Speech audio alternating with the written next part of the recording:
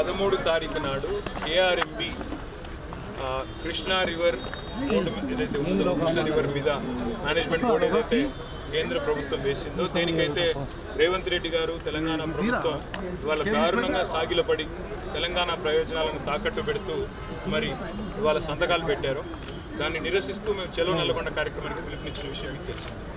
ఆ కార్యక్రమంలో కృష్ణా నది బేసిన్లో ఉండే 5 జిల్లాలు రంగారెడ్డి నేను చెప్పేది పూర్వ జిల్లా రంగారెడ్డి, హైదరాబాదు, మహబూబ్ నగర్, పార్ట్ ఆఫ్ ఖమ్మం అంతటి నుంచి కూడా గౌరవ ప్రజాప్రతినిధులందరితో కూడా మేము ఆల్రెడీ మీటింగ్ పెట్టాం.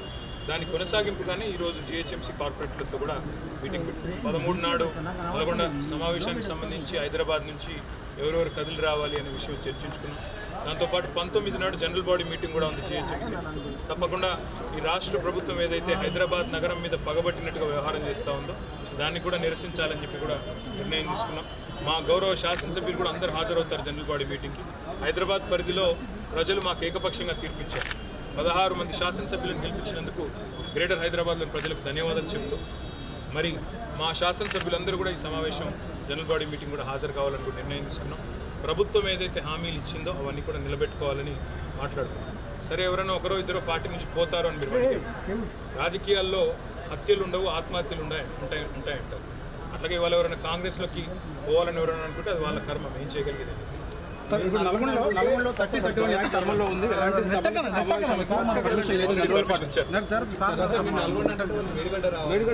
అదే చెప్తున్నాను కదా, వాళ్ళు ఎంత మూర్ఖులంటే మేడిగడ్డ కట్టిందే కేసీఆర్ గారు, కాళేశ్వరం కట్టిందే కేసీఆర్ గారు. అల్టిమేట్ గా కాళేశ్వరం అనే ప్రాజెక్ట్ లో వాళ్ళకు ఆగలదు ఏది తెలియదు. ఎందుకంటే కాళేశ్వరం ప్రాజెక్ట్ యొక్క గొప్పతనం తెలుసుకోవాలని వాళ్ళు అనుకుంటే తప్పకుండా వాళ్ళు వెళ్ళొచ్చు, చూడవచ్చు. ప్రపంచంలోనే అతిపెద్ద లిఫ్ట్ ఇరిగేషన్ ప్రాజెక్ట్ కాళేశ్వరం.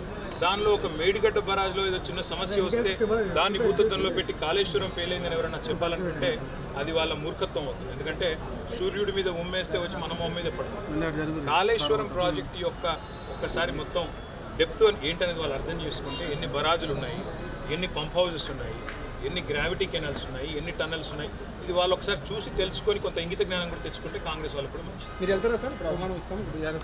మేము కట్టిందే మేము స్వామి, వాళ్ళు చూడాలి, మేంగా చూడాల్సింది.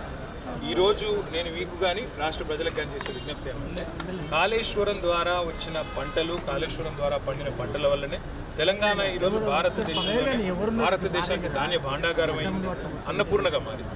కాబట్టి కాళేశ్వరం సక్సెస్ గురించి కొత్తగా మాకు చెప్పాల్సిన అవసరం కానీ అందులో ఏమైనా చిన్న చిన్న లోపాలు ఉంటే ప్రభుత్వం దగ్గరే మొత్తం అధికార యంత్రాంగం ఉంది. దాన్ని మంచిగా పూర్తిగా సవరించమనండి. చక్కగా ఎక్కడన్నా చిన్న లోపాలు ఉంటే ఎత్తి చూపమనండి, మాకు అభ్యంతరం లేదు. కానీ దీన్ని ఏదో రాజకీయంగా వాడుకుంటామంటే వాళ్ళు ప్రతిపక్షంలో లేరు. వాళ్ళు మాట్లాడితే మమ్మల్ని అంటున్నారు ఇంకా మేమేదో అధికారంలో ఉన్నామని అనుకుంటున్నాం అంటున్నారు. కానీ వాస్తవం ఏంటంటే వాళ్ళకి ఇంకా అధికారంలో ఉన్నట్టు వాళ్ళకే అనిపిస్తలేనట్టు. మేమే అధికారంలో ఉన్నాం, వాళ్ళు ప్రతిపక్షంలో ఉన్నారన్నట్టు ఇంకా కూడా బట్టగాల్చి మీ చేసే ప్రయత్నం చేస్తున్నారు. ఏ ఎంక్వైరీ అన్నా చేసుకోండి అని పోయిన శాసనసభ సమావేశంలో చెప్పాము. ఇప్పుడు కూడా అదే మాట మీద ఉన్నాం. ఎక్కడైనా తప్పులు జరిగితే బయట పెట్టండి, ప్రజల ముందు పెట్టండి, మాకు అభ్యంతరం లేదు. ఎక్కడైనా లోటుపాట్లుంటే, ఇంజనీరింగ్ లోటుపాట్లుంటే సవరించండి, ప్రభుత్వం మీచి. అంతేగాని ఒక అద్భుతమైన ప్రాజెక్టుని ఇవాళ బట్టగాల్చి మీదేసి దాన్ని ఏదో బ్రష్ పట్టిద్దాం అనుకుంటే అది మీ అమాయకత్వం మాత్రం. చాలా మంది ఐఏఎస్ల మీద ఆరోపణలు వస్తున్నాయి. దీని ఏముంది స్పందన? ఐఏఎస్ల మీద ఆరోపణలు వస్తే చర్యలు తీసుకోండి, తప్పేం. ఐఏఎస్ల మీద వచ్చిన ఇప్పుడు సింపుల్ బ్రదర్, ఈ రాష్ట్రాన్ని నడుపుతున్న వ్యక్తే ఓటుకు నోటు కేసులో దొరికిపోయిన వ్యక్తి, ఒక క్రిమినల్. ఇక ఆయనకు క్రిమినల్ ఆలోచనలు తప్ప వేరే ఉండవు. ఆయన ఒకవేళ ఎవరి మీద అయినా ఏదైనా చర్యలు తీసుకోదలుచుకున్నా, ఎవరినైనా ఏదైనా చేయదలుచుకున్నా నిరభ్యంతరంగా చేసుకోవచ్చు. అధికారం వారి చేతిలో ఏమైనా చేసుకోవచ్చు.